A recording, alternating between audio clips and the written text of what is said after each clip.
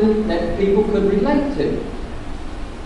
But if we really look at what a shepherd is a person who walks in front of the flock, and the flock follows. Now, a sheep herder is a person that walks behind the flock and herds the sheep. At the time that the Bible was wrote, and we have to go back and try to understand the culture of the shepherd at that time. A shepherd at that time, if you had to give him a name today as to what a shepherd was then, a real good name would come to light is a lowlife. Because that's what they really, truly thought of shepherds. Shepherds were thought of as scum of the earth. They were, if a shepherd witnessed a murder, eyewitnessed a murder, and he was the only eyewitness to that murder, when that person that was accused of the murder was brought to trial, if a shepherd gave his testimony, gave his account of what happened, it was discarded. They would not even take the word of a shepherd. They wouldn't take it. It didn't mean anything because of what they thought of a shepherd at that time. Shepherds lived a solitary life. Shepherds lived apart from society. They were nomadic. They roamed around all the time because they had to carry the flock to different pastures. As the flock would feed on these pastures, they had to move them to greener grass all the time. They weren't able to stay in the same place. A shepherd used a staff, or was also called a crook. Now, you might sometimes wonder where the word crook comes from, because that's kind of what they thought of shepherds. I mean, that staff had a big crook in the end of it, and they would call it a crook.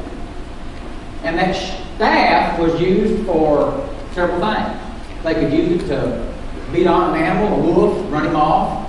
But the big crook on the end, and if you ever looked at it, you often wonder why they didn't have that crook on the end.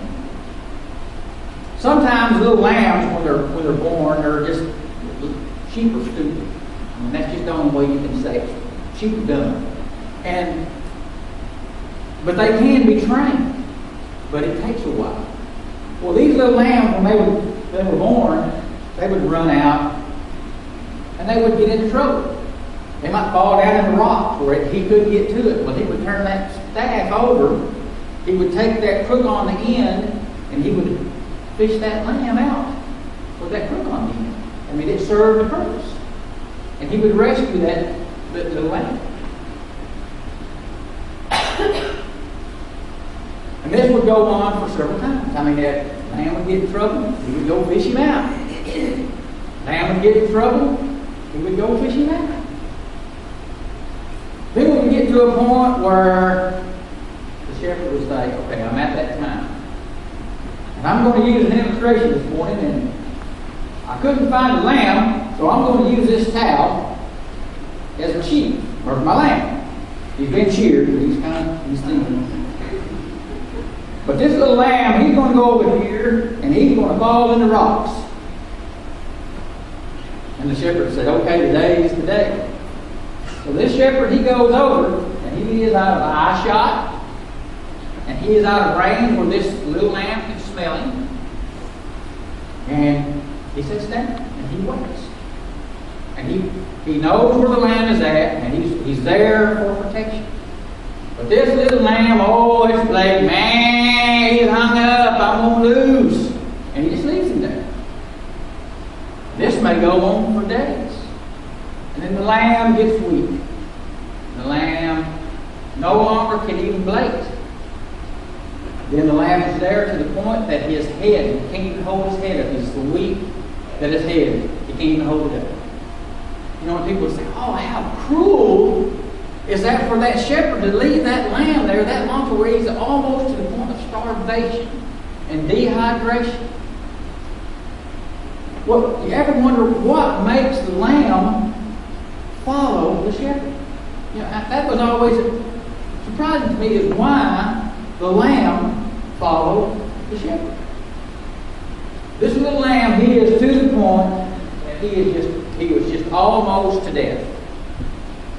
So what the shepherd does is he would remove his outer garment. And I often wondered why he would remove that outer garment when he would come to this lamb. And they would strip down sometimes, bare to their waist, where they would have nothing on the top. But he would come over to this little lamb. He would gently pick him up, and he would take him and he would put him on his shoulder. And now this lamb, he carries him everywhere he goes. And the whole time he's carrying him, he's speaking to him, and he's talking to him. And as this lamb needs water, he would gently carry the lamb over to the stream or to the pool, and he would lay him down. And he would pick his head up and he would lay it over to the water, and this little lamb could get water. And after he would water, he would pick him back up. And he'd put him on his shoulder, and he would carry him around. And the whole time he's carrying, he may have to carry him for days. He may carry him for a week. But he takes this lamb and he holds on to him, and he carries him. And he's speaking to him the whole time. And the whole time he's bringing this little lamb back around to health, he's speaking to him. Well, and I wondered, why did he remove his garment? Well, as well know, animals, and I don't mean to be ugly here, and it's for a point. Animals have the call of nature. He's carrying this lamb around on him, and this lamb would defecate on him. This lamb would urinate on him. Now, he knew that this lamb was going to do this when he left him there. But it was important enough to him that this lamb be brought back to health and brought back to nourishment and hearing his voice, that he was willing to do that.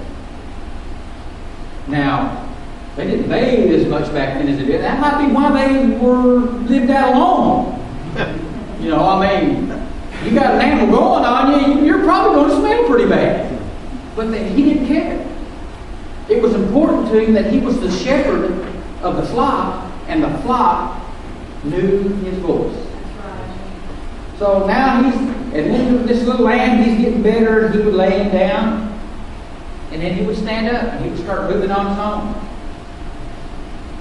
But now, when this little lamb would get off, the shepherd would speak to him, and the lamb would come out, because the lamb knew his voice. Now, in the Bible, we can look at the Bible, and Jesus speaks of himself as being the good shepherd. And the good shepherd is the shepherd that gives his life for the sheep. And he referred to himself twice as the good shepherd. The Bible always has parallels in it, and it has symbolisms in it. When we look at the shepherd, you ever stop to wonder why, when Jesus was born, who did they was going to visit? Oh, they didn't go to the king. They didn't go